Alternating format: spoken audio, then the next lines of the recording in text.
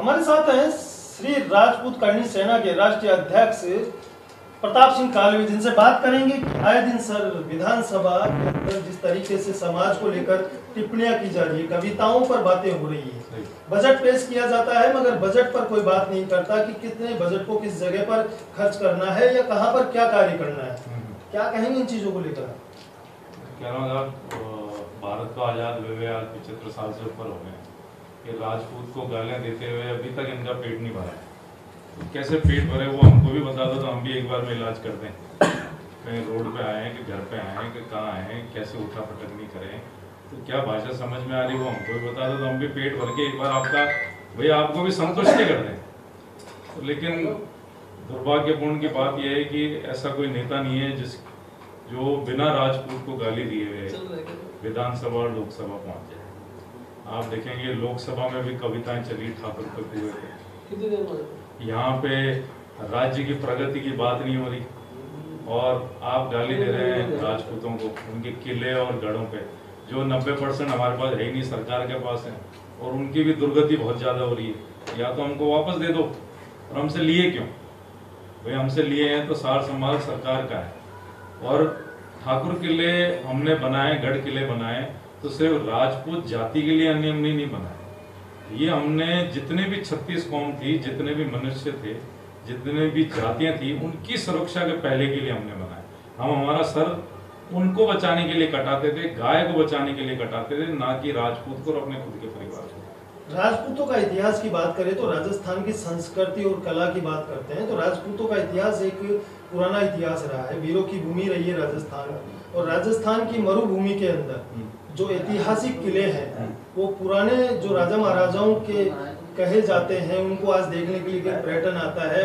विधानसभा के अंदर करोड़ों अरबों के बजट पेश होते हैं मगर उन बजटों को इन पर खर्च नहीं किया जाता।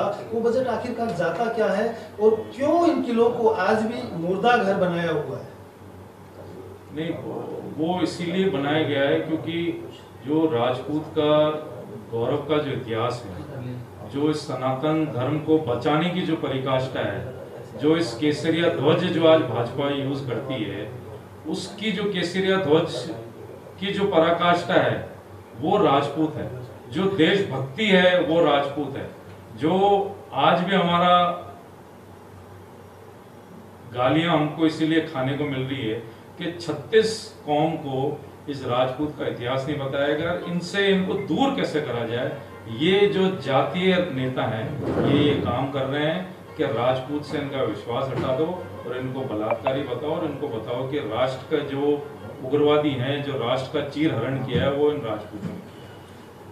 मैंने देखा है विधानसभा चुनाव में और लोकसभा चुनाव में जिस तरीके से इनको सीटों का नुकसान होना पड़ा, तो इनका आरोप था कि कहीं न कहीं राजपूतों ने हमको वोट नहीं दिया, SC/ST ने हमको वोट नहीं दिया। तो क्या ये पार्टी खाली कर आगे बढ़ती है? नहीं, देखो आजकल की राजनीति में भी जो फ़र्क आया है पिछले 10-15 साल में, ये सोशल मीडिया की राजनीति बन के रह गई है। तो पत्रकारिता में हर क्षेत्र में फ़र्क आया है। जो मूल जो पत्रकार और जो देशभक्त के जो पत्रकार हैं उनका धर्म इन्होंने, और जो पत्रकारिता का काम है वो नष्ट करने का इन लोगों ने, सरकारों ने किया है। और वो ये पैसों से सब कुछ वहाँ पर है।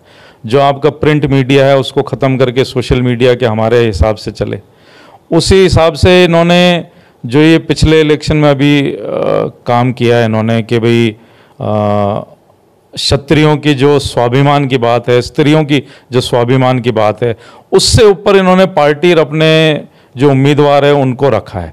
तो देशभक्ति से ऊपर अपने आप को रख रहे हैं, तो बहुत ही दुर्भाग्यपूर्ण की बात है। और विधानसभा और लोकसभा में हमको गालियां खाने को मिल रही है। जो ये रक्षा का काम ये क्षत्रिय और राजपूत करता था, मतलब उस आज की आर्मी को आप गाली दे रहे हैं, आज के जनरल को आप गाली दे रहे हैं, आज के कर्नल को आप गाली दे रहे हैं, तो ये सोच भी नहीं सकते और कोई देता भी नहीं होगा।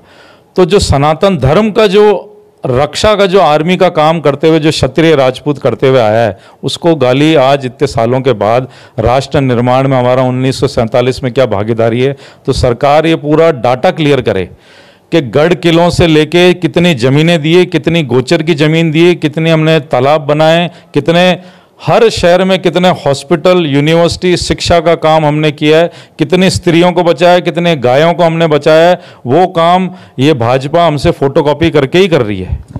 राजनीति में जिस तरीके से भाजपा की बात कर लेते हैं, तो भारतीय जनता पार्टी ने जो एक ऐलान किया था शुरुआत में, अखबारों में भी बड़े बड़े प्रिंट में छपे थे कि नए युवाओं को, चेहरों को टिकट दिया जाएगा, इस तरीके से युवाओं को आगे बढ़ाया जाएगा।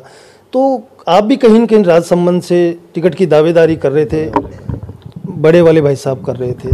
तो क्यों ऐसा होता है कि जो पुराने लोग हैं, जो कार्य कर रहे हैं, जो आगे बढ़ना चाहता है, उन लोगों को आगे मौका नहीं दिया जाता?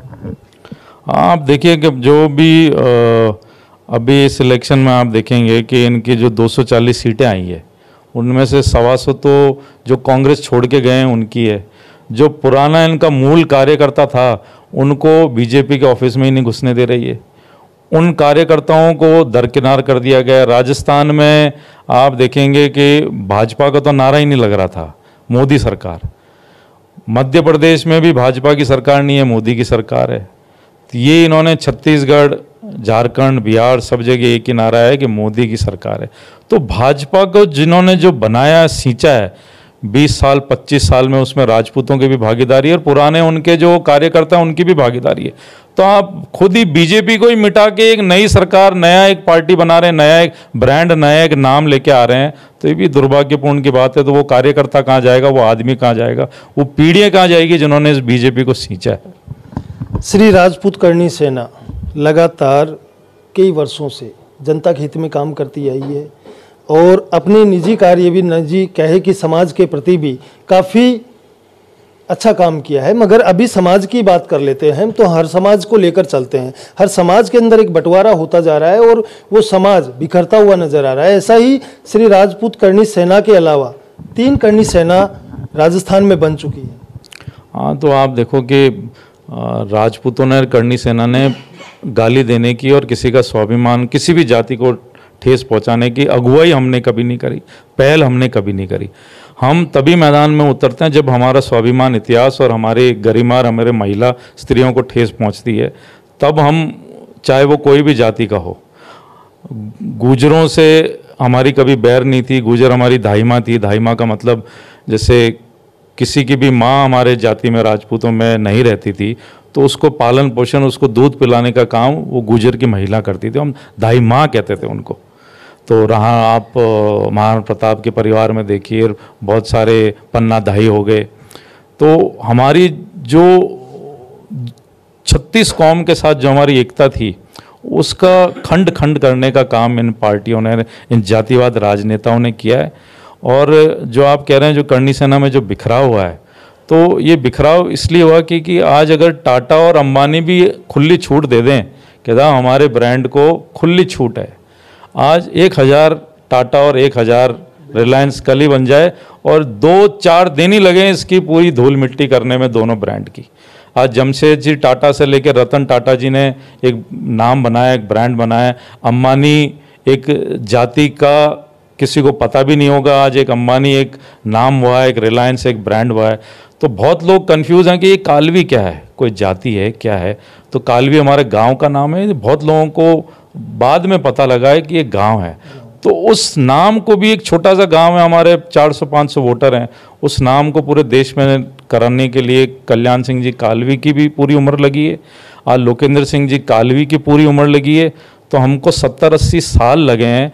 लोगों की ये गलत फहमी कि साहब हमने 4 दिन में करनी, 4 साल में हमने करणी सेना बनाई है। 4 साल में नहीं बनाई है, इसको भी 70 साल लगे हैं। जितना नाम टाटा अंबानी का लगा है, उतना ही कालवी ने इस संघर्ष लगाया इस संगठन को बनाने के लिए। जिस तरीके से इसमें यह है कि कालवी साहब की आज हाथ नहीं है और कालवी साहब ने कभी ये नहीं कहा कि यार इसको बांध के रखूँ या मैं कुछ करूँ। साहब ने कहा कि करणी सेना बनी है, समाज के लिए बनाई है। तो ये आज एक खुली किताब है, तो उसका चीर हरण का लोगों को, सबको मौका मिला हुआ है। अपने हिसाब से उसमें चंदा इकट्ठी का काम कर रहे हैं, अपने हिसाब से घर चलाने का काम कर रहे हैं, अपने हिसाब से वो नंबर प्लेट लगा के एक उसको बना दिया गया है, सब हमारे को टोल फ्री करो। मतलब दादागिरी का काम, हमारा टोल नहीं लगना चाहिए, करणी सेना है। अरे करणी सेना आप हैं तो आपकी इज्जत से वो आपको फ्री कर देगा, ये बात है। और इसमें बात वो है कि इसको हम वापस उस विचारधारा में खड़ा करने के लिए हम धरातल पे अब उतरेंगे। जो कालवी साहब का ये जो उद्देश्य था समाज कल्याण के लिए करनी सेना बनाई है, उसको मिटने नहीं देंगे और उसको हम वापस बरकरार करने की।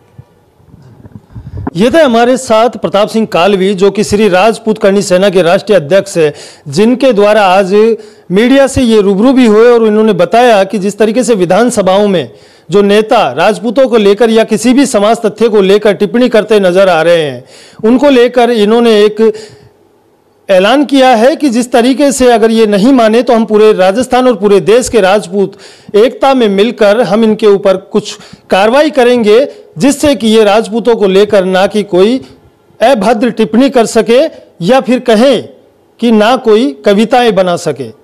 क्योंकि जिस तरीके से समाज को लेकर एक तथ्य आधारित पर विधानसभा, जहां की जो कहा जाता है कि संविधान का एक पद जहां पर उस जगह गरिमा होती है हर किसी चीज की, वहां सामाजिक तत्वों को लेकर जो भेदभाव किया जाता है वो कहीं न कहीं गलत है। प्रताप सिंह कालवी लगातार हमारे साथ जुड़े रहे और उनके द्वारा ये भी बताया गया कि जिस तरीके से समाज आज बिखर रहा है, हम कोशिश करेंगे कि उसी समाज को एकत्रित करके एकता में लाके, जो कि एकता में जो संगठन में जो शक्ति होती है वो बिखरने में नहीं होती। इसी तरीके से इनका जो प्रयास है वो लगातार जारी है। श्री राजपूत करनी सेना प्रताप सिंह कालवी लगातार जारी है और करते रहेंगे संघर्ष अपनों के लिए और जनता के लिए। मैं दिखाता रहूंगा आपको। देखते रहे द पिंक सिटी न्यूज़ के साथ सुभाष बैरवा, जयपुर।